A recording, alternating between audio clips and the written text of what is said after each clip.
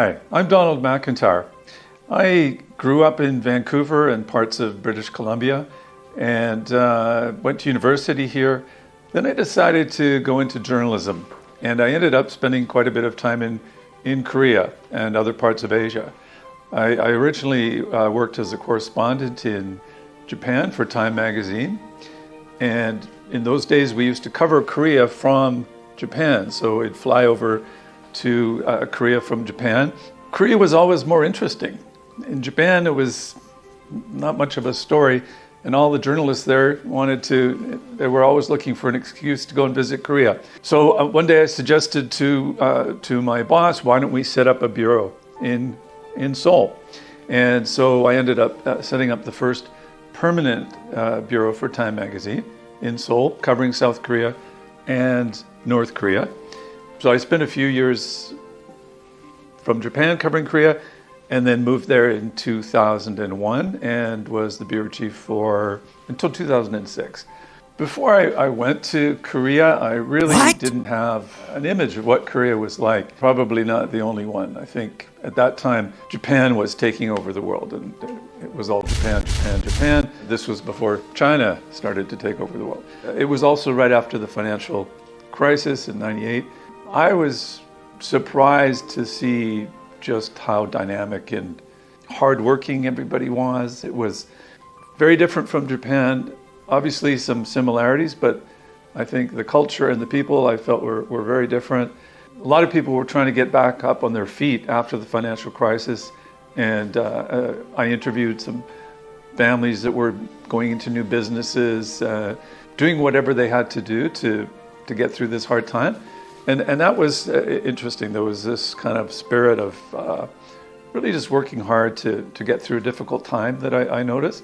It was also a time of optimism about relations with North Korea. Kim Dae-jung and Kim Jong-il met in that famous peace summit, and there was hope that would lead to some resolution of the situation there. If I look back, it was very different from the Korea you would see today. Not nearly as developed as it was today. For example, it was hard I like coffee and food, so I'll give you some examples. It was hard to find a cup of coffee. It was all the kind of very old-fashioned coffee shops in dingy basement rooms with people smoking and so on. Well, first Starbucks arrived, and then Koreans have started opening coffee shops everywhere. Now there's just some of the best coffee in the world. When I started first going over from Tokyo, the plane would arrive at 8 or 9 in the evening. The problem was, where do I eat? Everything was shut by 9 o'clock. And in fact, outside of the big hotels, there weren't that many Western restaurants. A lot of very small, very Korean style restaurants, but Gangnam was very different. That, of course, has changed.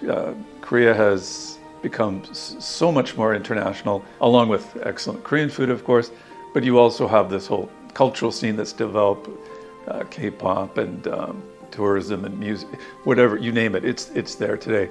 One thing that's very striking is how Korea's international profile has changed. When I started first learning about Korea, you would always hear that Korea had kind of slipped between the cracks a little bit between China and Japan. And Korea was a little overlooked, and when I was growing up in Vancouver, there was very little, you didn't hear about Korea. Today, I think there's much greater awareness of Korea for a number of reasons. What's interesting is there's a wide range of areas where Korea has suddenly become higher profile. There's obviously movies and Parasite winning an Oscar, there's K-pop, there's TV dramas, which I can tell you get watched a lot in my house. And when I was still living in Asia and traveling around Asia, I started to hear about more and more people watching Korean TV dramas. Now it's in North America. And coming back to Canada, I'm just struck by some of these, how the awareness of Korea has grown. That was culture, but there's obviously now Korean cars. Hyundai is a respected brand. You have Samsung. In fact, in electronics, you're more likely to have a Korean brand than a Japanese brand. It used to be all the Sonys and so on. I was up at Whistler Mountain, the ski resort recently.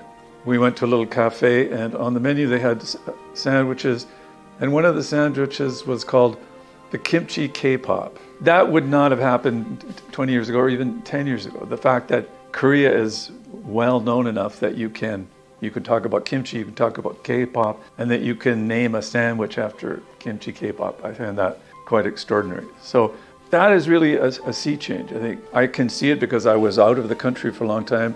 I was in Korea seeing some of the changes. When I come back, I see that people have noticed. The world has noticed. I listen to the radio in Vancouver, CBC, and I hear interviews about Korean TV or people talking about blogging about Korean restaurants. That international recognition has come.